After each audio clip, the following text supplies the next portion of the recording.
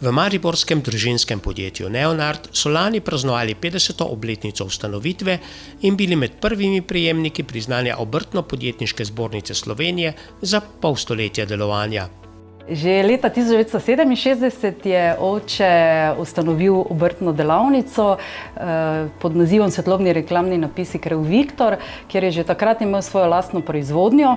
Zelo hitro je umrl, zato je dejavnost nadaljevala mama do leta 1992, kjer sva prevzela midva obrtno delavnico, ustanovila podjetje in preimenovala podjetje v Neonart.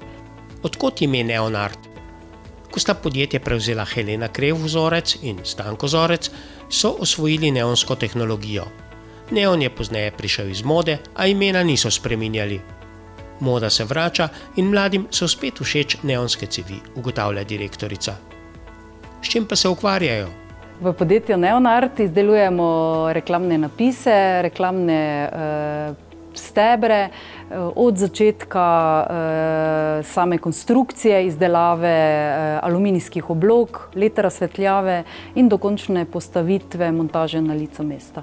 Izdelujejo tudi aluminijaste drogove, notranje označevalne sisteme in oblikujejo pleksi steklo. Pločevino predelajo, jo ukrivijo in opravijo CNC in laserski razrez.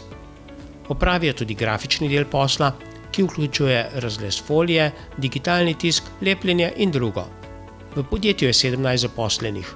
V zadnjih 10 letih so posodobili strojno opremo, zato zdaj večino dela opravijo sami, brez kooperantov.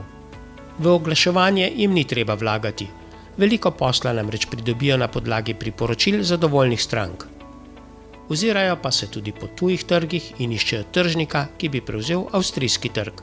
Počasi bodo posel razširili tudi tja, so prepričani v Neonartu.